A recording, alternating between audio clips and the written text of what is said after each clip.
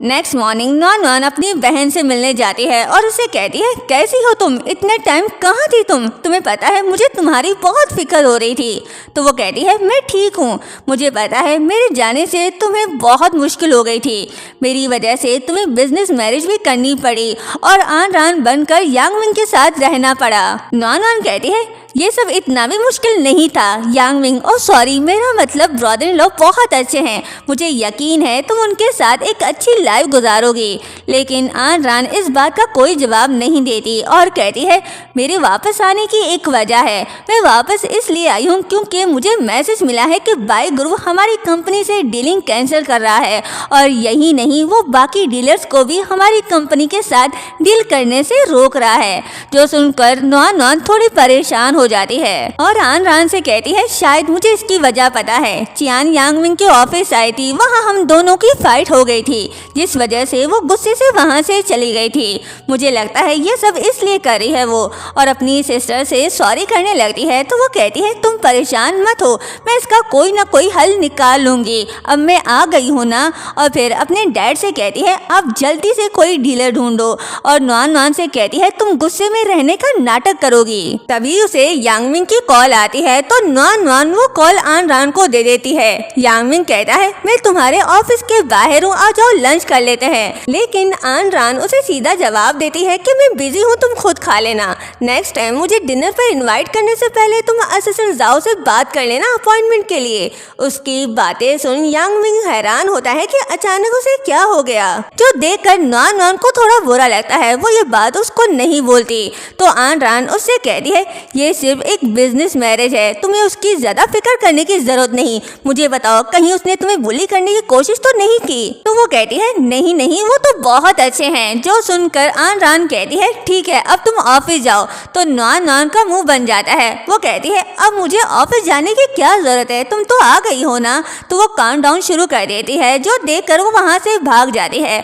और गुस्से में ऑफिस पहुँचती है, जहाँ वो खुद से बातें करने लगती है और कहती है, पता नहीं बहना को क्या प्रॉब्लम है। अच्छा खासा यांग मिंग खाना ला रहा था, उसे मना कर दिया, मुझे इतनी भूख लगी है, अब मैं क्या करूं। लेकिन जैसे ही वो सामने देखती है तो यांग मिंग उसके चेयर पर बैठा हुआ था। नॉन उसे कहती है, तुम यहाँ क्या कर रहे हो? तो वो कहता है, मैं लंच लेकर आया हूँ, और उसके सामने लंच बॉक्स खोलता है और खाने की खुशबू से नॉन की तो जान ही निकलने लगती है। लेकिन वो फिर भी खुद पर कंट्रोल कर लेती है और कहती है, मैंने तुम्हें मना किया था, फिर तुम यहाँ क्यों आए? वो कहता है, अच्छा ठीक है मैं चला जाता हूँ, और टिफिन उठा कर जाने लगता है। तो खाने की खुशबू से नॉन भी उसके पीछे पीछे जाने लगती है और उसे टकरा जाती है, जिससे वो दोनों काफी क्लोज आ जाते हैं। लेकिन तभी नॉन को याद आता है कि वो तो उसका ब्रदर इन लॉ है, और ये सोचकर वो उससे दूर हो जाती है। यांग मिंग का भी सारा मूड खराब हो जाता है। वो लंच नॉन के असिस्टेंट को पकड़ा कर वहाँ से चला जाता है। असिस्टेंट वो टिफिन बॉक्स नॉन को देता है और कहता है, मिस्टर हाओ ने कहा है कि इसे गरम ही खा लो। इतने गुस्से में भी उसे इतनी फिक्र करता देख नॉन को बुरा लग रहा होता है। वो इतनी ज्यादा ओवर थिंकिंग करने लगती है कि उसकी अपनी ही परछाई यानी उसकी इनर वॉइस एक दुश्मन बनकर उसके सामने आकर खड़ी हो जाती है। टोंट करते हुए कहती है, बोलो अब क्या करोगी? देखा नहीं हाओ यांग मिंग अभी कितने गुस्से में था, वो तुमसे इतना नाराज है कि तुम्हारे मुंह तक नहीं लगना चाहता।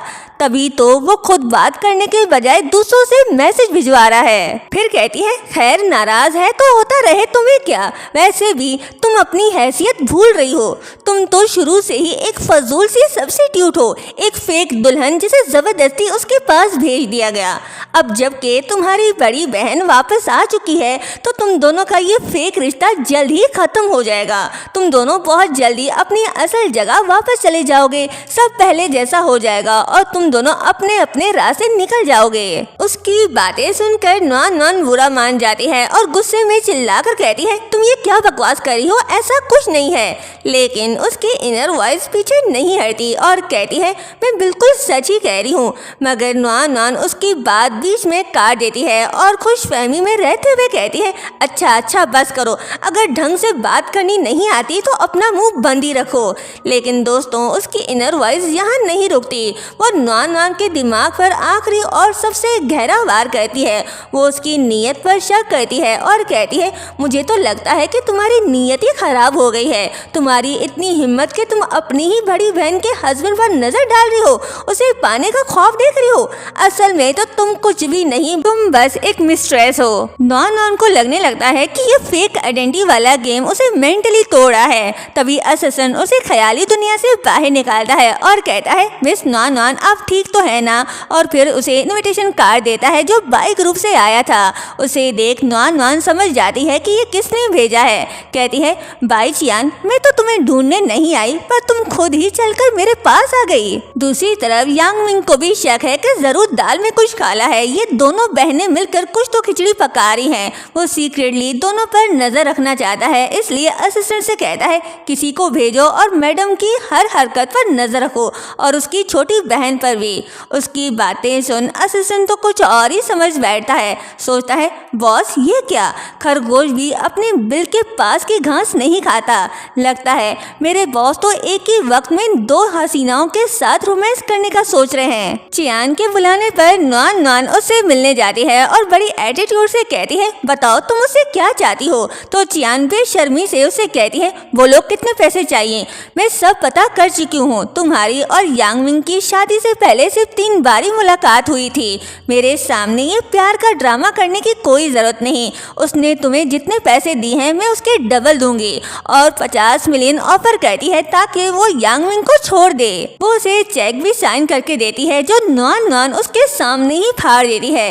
ये देख चियान मचल उठती है तो नुआन नुआन कहती है मैंने ये नहीं सोचा था कि तुम इतनी कंजूस निकलोगी। क्या तुम यांग मिंग को हर हाल में पाना नहीं चाहती और सिर्फ 50 मिलियन दे रही हो।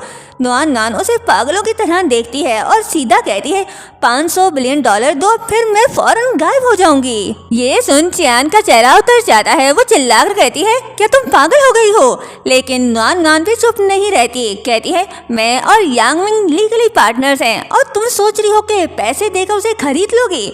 आखिर तुम अपने आप को समझती क्या हो। चियान सीधा धमकी देने लगती है कि टांग आंग रान तुम वाकई प्यार से बात समझना ही नहीं चाहती। क्या तुम अपनी औकात तब समझोगी जब टांग फैमिली पूरी तरह बैंकरप्ट हो जाएगी। तो नुआन नुआन कहती है मेरी औकात, मैं तो बस यांग मिंग की लीगल वाइफ हूँ। रही बात तुम्हारी, तुम तो बस एक मिस्ट्रेस हो जो हमारी शादीशुदा जिंदगी को तोड़ने की कोशिश कर रही हो। ओ सॉरी मैं गलत बोल गई, मिस्ट्रेस नहीं बल्कि तुम तो एक तीसरी औरत हो। फिर उसके एज और लुक्स का मजाक उड़ाने लगती है जो सुन चियान गुस्से से लाल हो जाती है और नुआन नुआन के ऊपर कॉफी फेंक देती है। तो नुआन नुआन भी कहाँ रुकने वाली थी, वो भी उसके ऊपर नूडल्स फेंकती है जो देखकर चियान गुस्से में पब्लिक में तमाशा करने लगती है और दोनों के बीच कैट फाइट शुरू हो जाती है। तभी एक लड़की सीधा पुलिस को कॉल करके कहती है यहाँ फाइट हो रही है। फिर क्या, पुलिस दोनों को पकड़कर ले जाती है। नेक्स्ट सीन में नुआन नुआन मुंह छुपाकर पुलिस स्टेशन से बाहर निकलती है तो वांगशी और चूली आ जाती है। वांगशी कहती है अब शर्म आ रही है, इतनी बुरी हालत हो गई और हमें मदद के लिए बुलाया भी नहीं। चूली बड़े सेवेज मूड में कहती है क्या तुम भूल गई मैं कौन हूँ। मैं तो इस शहर की नंबर 1 मून लाइट क्वीन हूँ। जो भी तुम्हें रुलाएगा मैं उसकी दुनिया उजाड़ दूंगी। नुआन नुआन उसकी ओवर एक्टिंग पर ब्रेक लगाकर वहाँ से जाने लगती है तो तभी पीछे से चियान उसे रोकती है। कहती है छी इतनी अजीब हरकत, अब समझ आया कि तुम ऐसी क्यों हो, क्योंकि तुम्हारे आसपास के सारे लोग नमूने जो हैं। नुआन नुआन उसे गुस्से से घूरने लगती है तो चियान कहती है क्या देख रही हो, क्या मैंने कुछ गलत कहा। एक तो दिखने में ही बिल्कुल जाहिल और पागल लगती है और दूसरी तो बिल्कुल ही अजीब है। समझ नहीं आता कि ये लड़का है या लड़की। तुमने तो यांग मिंग की पूरी नाक ही कटवा दी, उसकी इज्जत खाक में मिला दी। ये सुन नुआन नुआन का गुस्सा आपे से बाहर हो जाता है। कहती है लगता है अभी थोड़ी देर पहले तुम्हारी सही से धुलाई नहीं हुई। मेरी बेस्ट फ्रेंड के बारे में ऐसा बोलने की हिम्मत कैसी हुई तुम्हारी। आज तो मैं तुम्हें जिंदा नहीं छोड़ूंगी। चियान कहती है तो फिर आओ ना, तुम्हें क्या लगता है मैं तुमसे डरती हूँ। बचपन से सिर्फ मैं ही दूसरों को तंग करती आई हूँ, किसी में इतनी हिम्मत नहीं कि जो मुझ पर उंगली उठा सके।